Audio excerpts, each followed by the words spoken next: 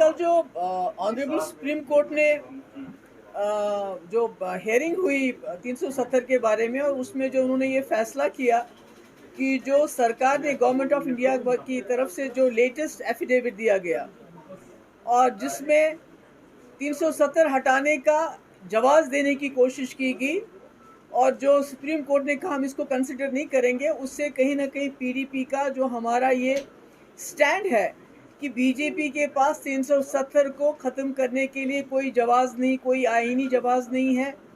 कोई कानूनी जवाब नहीं है, बल्कि इन्होंने आइन की धज्जियां उड़ाते हुए एक ऐसा कारनामा अंजाम दिया जो मेरे ख्याल में इस मुल्क के 75 साल की हिस्ट्री में कभी नहीं हुआ था। तो इसके साथ साथ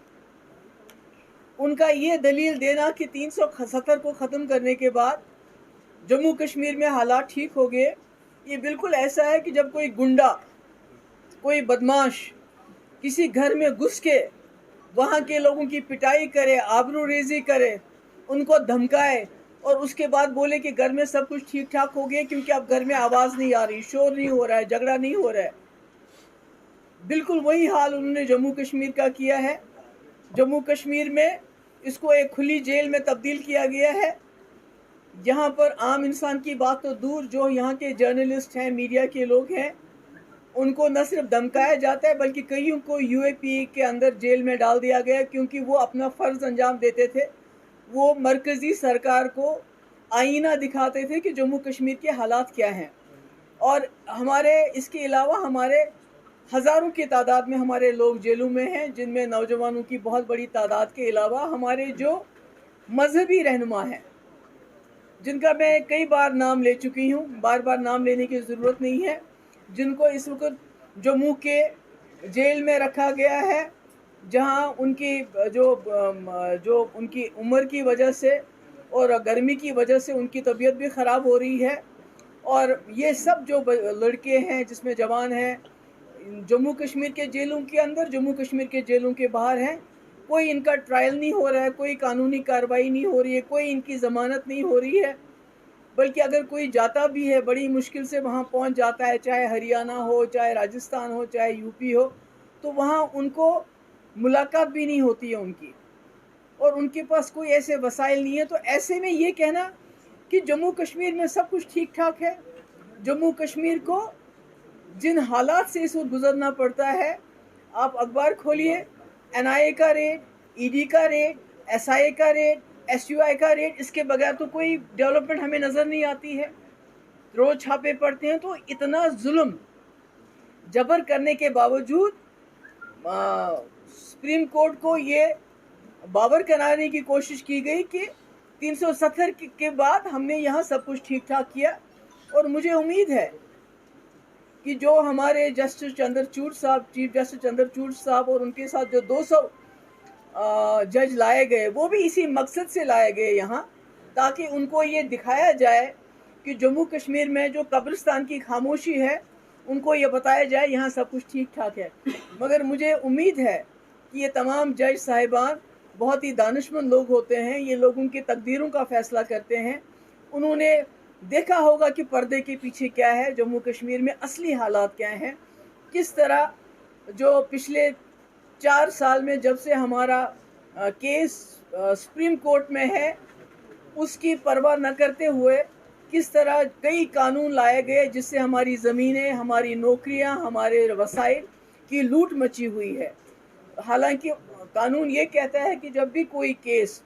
कोर्ट में हो तब तक उसको जिससे उस दफ़ा पे या उस केस पे असर पड़े, ऐसा कोई फ़ैसला नहीं लेना चाहिए। मगर चूँकि बीजेपी ने कॉन्स्टिट्यूशन को, जुडिशरी को, हर एक चीज़ का जो है उसका मुखालफत करने का बेड़ा उठाया हुआ है, क्योंकि जब पार्लियामेंट में 2019 में कॉन्स्टिट्यूशन को बरतरफ करते, वो कॉन्स्टिट्यूशन जिसने जम्मू कश्मीर के लोगों को 370 अपने आइन के अंदर दिया हुआ है, उन्होंने सुप्रीम कोर्ट की भी उस वक्त धज्जियां उड़ा दी, क्योंकि सुप्रीम कोर्ट का अपना फैसला है, एक बार नहीं बल्कि कई बार उन्होंने फैसला किया है। संपत प्रकाश हो, प्रेमनाथ कौल हो, विजय लक्ष्मी झा हो, जहां पर सुप्रीम कोर्ट ने ये कहा कि जम्मू कश्मीर में 370 हटाने का सिर्फ एक वाहिद तरीका है कि जो जम्मू कश्मीर की कॉन्स्टिट्यूएंट असेंबली है वो रिकमेंड करनी चाहिए प्रेसिडेंट ऑफ इंडिया को कि इसको ख़त्म कर दीजिए। ना तो जम्मू कश्मीर की कॉन्स्टिट्यूएंट असेंबली है, तो किसने रिकमेंड किया, कैसे इन्होंने किया। तो मेरा कहने का मकसद है कि मुझे उम्मीद है कि ऑनरेबल सुप्रीम कोर्ट जब कि हालांकि कुछ खदशात भी हैं, किसी ने मुझसे सवाल पूछा कि पिछले 4 साल से केस की सुनवाई बिल्कुल नहीं हुई, जबकि बड़े ऐसे केसेस सुने गए जिनकी शायद इतनी एमरजेंसी नहीं थी। तो आज कश्मीर के दौरे के यकायक बाद केस की सुनवाई होना और वो भी ये फैसला होना कि 2 अगस्त के बाद रोज़मर्रा इनकी सुनवाई होगी, तो कहीं ना कहीं ये खदशात पैदा होते हैं कि कहीं जो बीजेपी जो जाल बिछाया है उन्होंने पूरी दुनिया को, पहले G20 उसके बाद जजेस को लाया गया जम्मू कश्मीर के कब्रिस्तान की खामोशी दिखाने के लिए, कहीं वो कुछ और तो नहीं, पर्दे के पीछे कुछ और तो नहीं हो रहा है। पर मुझे उम्मीद है जस्टिस चंद्रचूड़ पे, आई थिंक उनकी जो इंटेग्रिटी है वो दैट इज़ अनक्वेश्चनेबल जो हम देख रहे हैं। मुझे उम्मीद है कि जो पास्ट में हुआ है, कई ऐसे फैसले दिए गए जिसमें कॉन्स्टिट्यूशन को बरतरफ करके, कानून को बरतरफ करके सिर्फ आवाम के जज्बात, कलेक्टिव कॉन्शियस को सेटिस्फाई करने के लिए कुछ जजमेंट्स दी गई हैं और उसके बाद वो लोग पार्लियामेंट में पहुंच गए वो जजेस। तो मुझे उम्मीद है कि जस्टिस चंद्रचूड़ जो है वो अवाम के जज्बात की अगर कदर करनी है तो फिर जम्मू कश्मीर के लोगों के जज्बात की कदर करना पहला उनका फ़र्ज़ बनता है, क्योंकि 370 हमारी शनाख्त की, हमारी ज़मीनों की, मेरा ये मानना है कि जो भी जुडिशरी होती है उनको कॉन्स्टिट्यूशन और कानून की पासदारी करनी है। तो मुझे उम्मीद है जब वो कानून की पासदारी करेंगे, हिंदुस्तान के आईन की पासदारी करेंगे, तो फैसला ज़रूर कानून के हक़ में, इंडियन कॉन्स्टिट्यूशन के हक़ में देंगे, न कि कलेक्टिव कॉन्शियस। और जो हमने पहले देखा है, मैं उन जजमेंट्स का नाम नहीं लेना चाहती हूँ जहाँ ये कहा गया चूँकि सबूत नहीं थे,